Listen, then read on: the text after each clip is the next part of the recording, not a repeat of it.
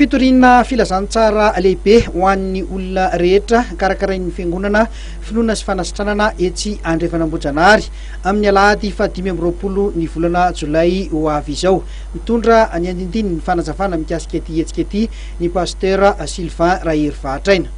Ny hetsika moa dia fitorina amin'ny filazantsara izy io izay ataon'ny fiangonana finoana sy fanasitranana eto Andriafanambojanahary.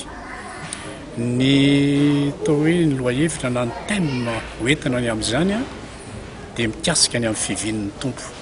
Io zany fitoriana filazantsara lehibe mampahafantatra ny olona ny zavatra miandry azy, ho avy ny tompo, ho avy ilay mpanjakan'ny voninahitra.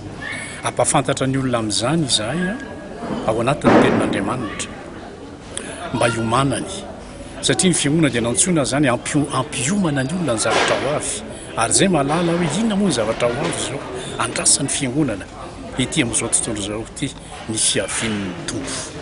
Io zany tsy resaka hoe tongava ho sitraniny ianao, tongava anao fahana amin'ny marary na zavatra oatra zany izy, fa tena hoe ho avy Jesosy, vonina ve ianao, miomana ianao amin'ny Jehovahandriamanitra hoy ny teny. Ka eo amin'ny Coliseum Antsonjombe no anaovana azy miaraka amin'ny Rija Rasolondraibe. Izy no anetana ny fiderana mandritra n'izany fotoana izany amin'ny alalan'ireo hirany rija izay mikasika ny fivinin'ny tompo, hoe ho avy ny mpanjakan'ny mpanjaka.